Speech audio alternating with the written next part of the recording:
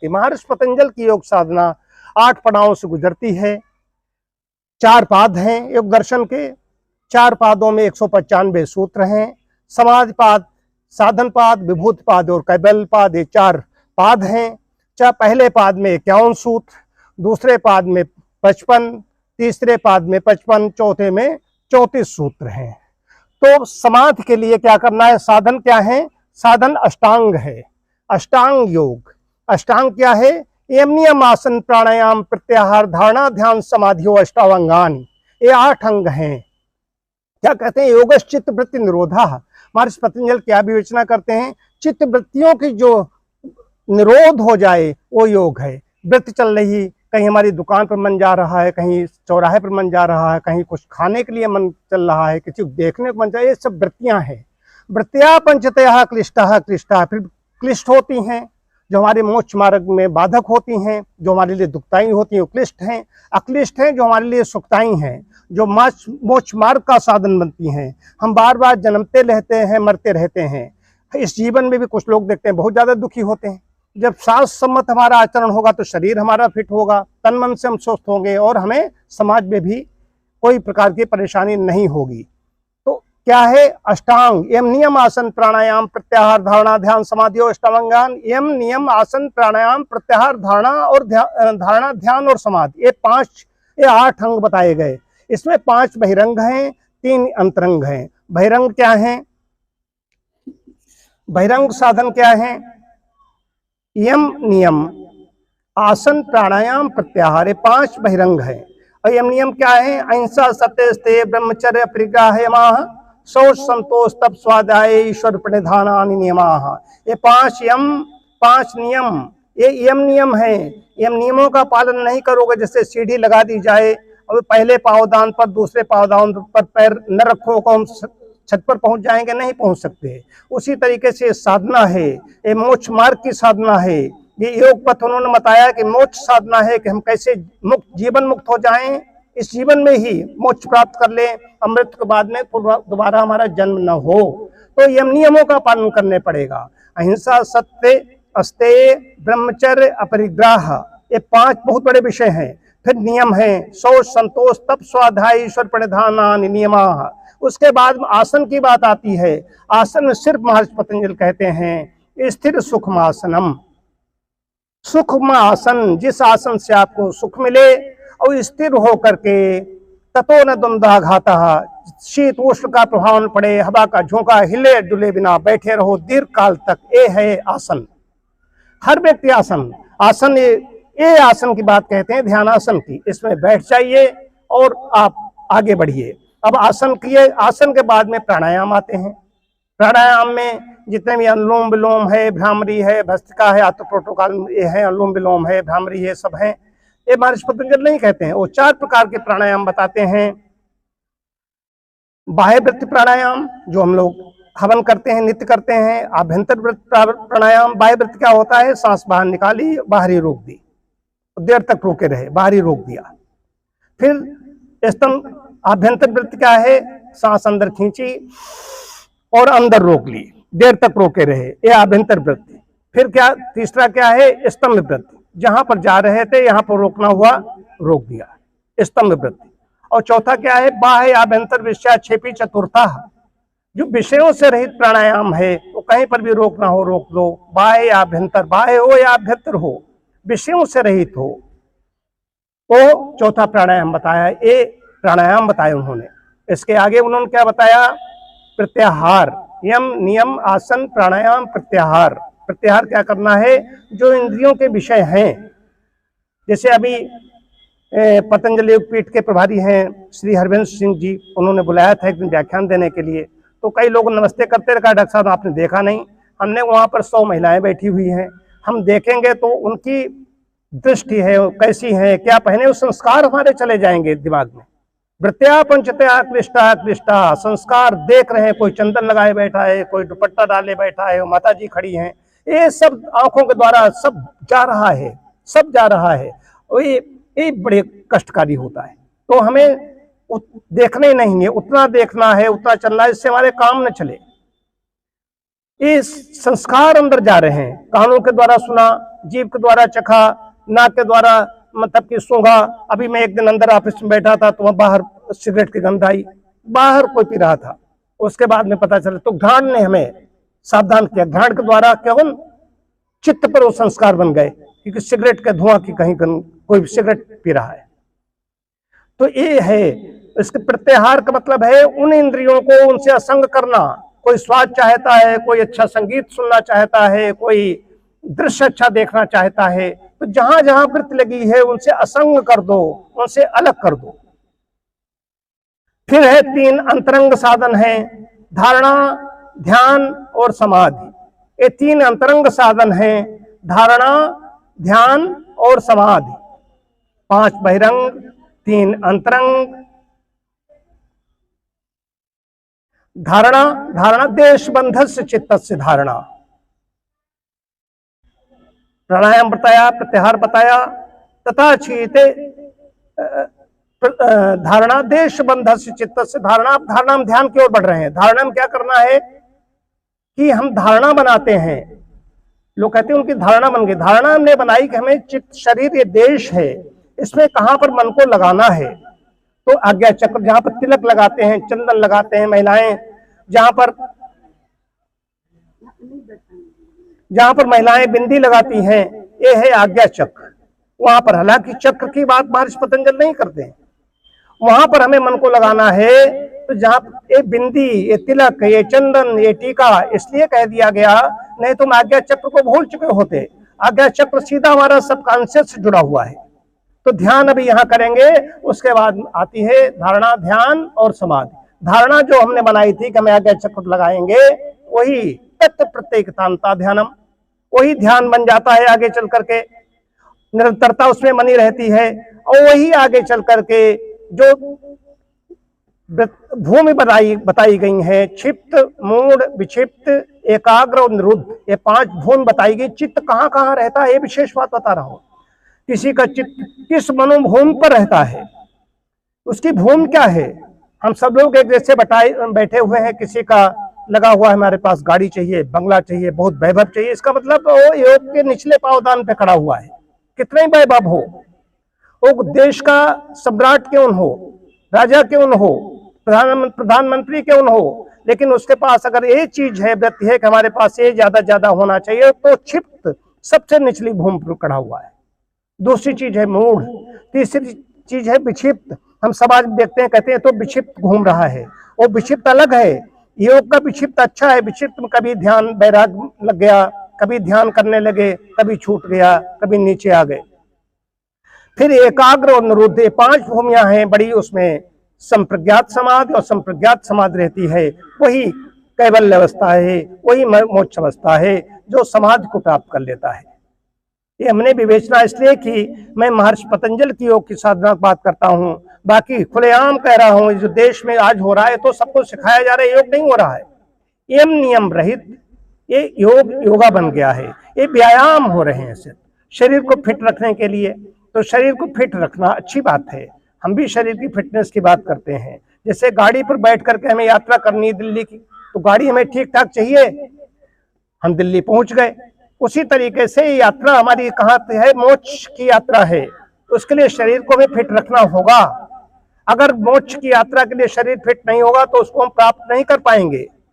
चारों पुरुषार्थों को प्राप्त के लिए स्वस्थ शरीर की आवश्यकता होती है। धर्मार्थ काम मोक्षाणाम आरोग्यम मूलमुत्तमम, धर्मार्थ काम मोक्षाणाम शरीरम साधनम यतः सर्व कार्येषु अंतरंगम शरीरस्य हि रक्षणम, शरीर माध्यम खलु धर्म साधनम। ये शरीर साधन है, ये शरीर एक दिव्य नौका है, इस पर बैठ करके संसार सागर से तरना है। ये शरीर कोई खेल नहीं है, तमाशा नहीं है, लेकिन शरीर आवश्यक है। तो शरीर में अगर अल्प आयु में मृत्यु हो गई, 35 साल के अंदर चले गए, फिर मध्यम आयु कही गई जो 64 साल तक की कही गई, फिर 65 के ऊपर बढ़ते हैं 100 वर्ष तक, तो वो पूर्ण आयु हो जाती है। और उसके बाद में आगे और बढ़ते हैं तो दीर्घायु हो जाती है, 100 वर्ष से ऊपर बढ़ते हैं। तो हम ज्यादा से ज्यादा शरीर को सुरक्षित रखें, तभी हम उच्च शिक्षा को प्राप्त कर सकेंगे। जैसे शिक्षा ग्रहण करते हैं उसमें समय ज्यादा लगता है, तो ये विशेष बात है।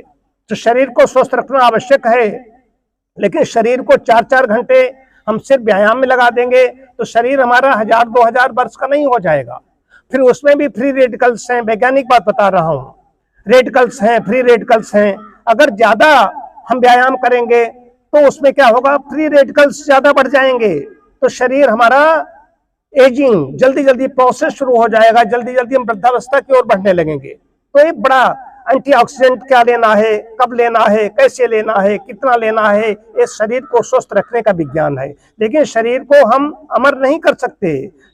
मरणम प्रकृति शरीराम जीवन मुच्यते बुधई, रघुवंश का है। इस शरीर का मृत्यु निश्चित है, रघुवंश में कहा गया है। जो जीवित जो शरीरधारी हैं उनका शरीर नष्ट होगा ही होगा। तो ये एक एक क्षण का उपयोग करना है। हम कहीं असावधानी में, आलस में, प्रमाद में जानते आज हो गई, कल हो गई, अगले हफ्ते कर लेंगे, नहीं, सावधान हो जाइए, सजग हो जाइए। ये नहीं तो हो सकता है सारे शास्त्र, सारे ऋषि मुनि सब कहते हैं अगली बार हमें जीवन मिला या न मिला, मिला तो ये मिला या नहीं मिला। तो ये बड़ी बात है, हम आगे कर लेते हैं। प्राणायाम की बात बताई, प्राणायाम के बाद में प्राणायाम भी कुछ कर लेंगे, बाह्य वृत्त प्राणायाम और आभ्यंतर वृत्त प्राणायाम कर लेते हैं। उसके बाद में धारणा प्रत्याहार की बात बताई थी, ध्यान करेंगे और इसको समापन कर देंगे। कर लेते हैं बाह्य वृत्त प्राणायाम। सांस बाहर ले, खींचें, सांस अंदर भरें और सांस निकालते हुए बाहर चले जाएं, बाहर चले जाएं, पेट को पिचका लें, बिना सांस के ज्यादा से ज्यादा देर तक बैठें।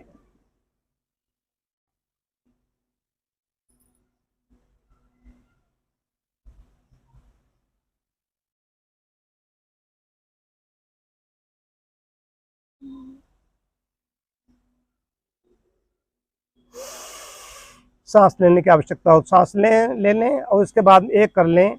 वैसे तो अनुलोम विलोम और भ्रामरी ये सब हैं प्राणायाम, ये हैं, इस समय चल रहे हैं, लेकिन महाराज पतंजलि की योग साधना है, प्रोटोकॉल से अलग है, उसमें लाइव नहीं चल रहा है। इसको है अनुलोम विलोम करना चाहे अनुलोम विलोम कर लें।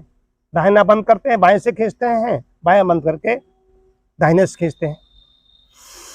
दाहिना हाथ रवि, दाहिना हाथ लगाते हैं, बाएं से खींचा, दाहिने से छोड़ा, फिर दाहिने से खींचा, बाएं छोड़ा, ये एक चक्र पूरा हुआ। फिर बाएं से खींचा, दाहिने छोड़ा, फिर दाहिने खींचा, बाएं छोड़ा, फिर बाएं खींचा, दाहिने छोड़ा, फिर दाहिने खींचा, बाएं छोड़ा। ये अनुलोम विलोम हो गया।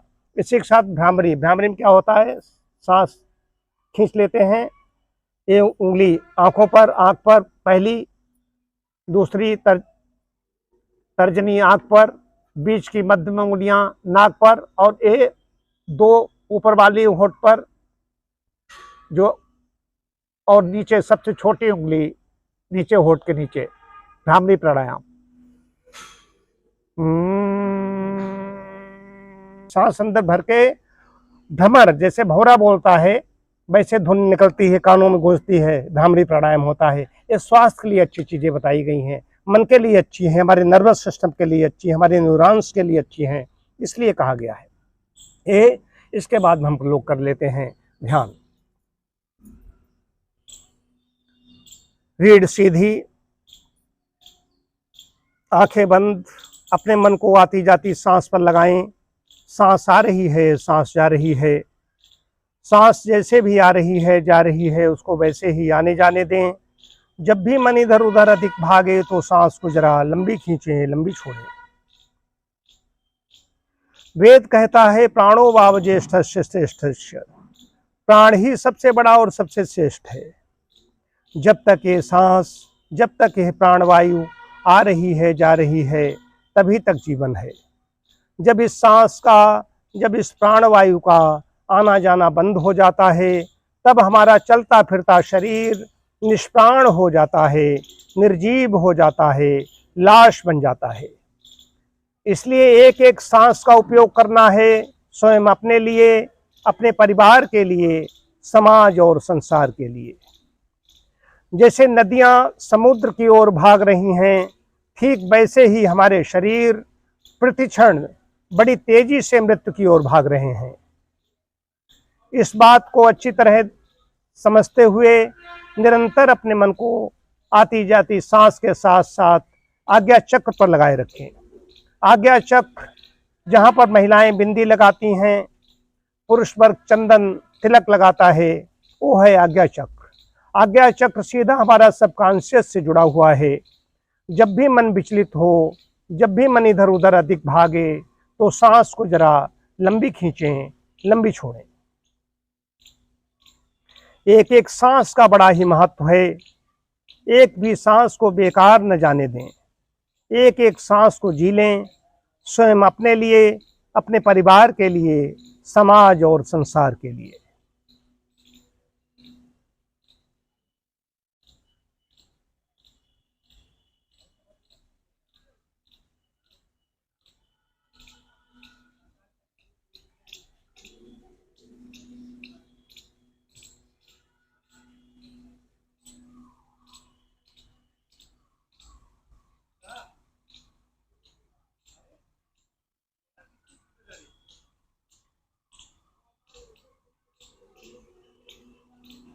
इसी के साथ ही वापस आते हैं,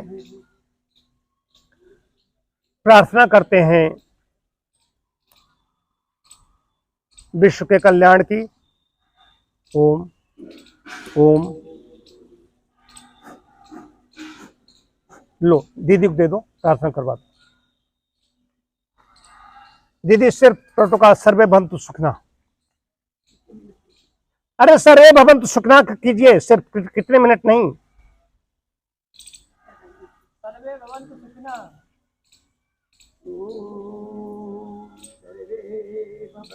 सुखिनः सर्वे सन्तु निरामयाः, सर्वे भद्राणि पश्यन्तु, मां कश्चित् दुख भाग भवेत्। ले लीजिए, ले लीजिए, ले लीजिए, ले लीजिए, लीजिए बस।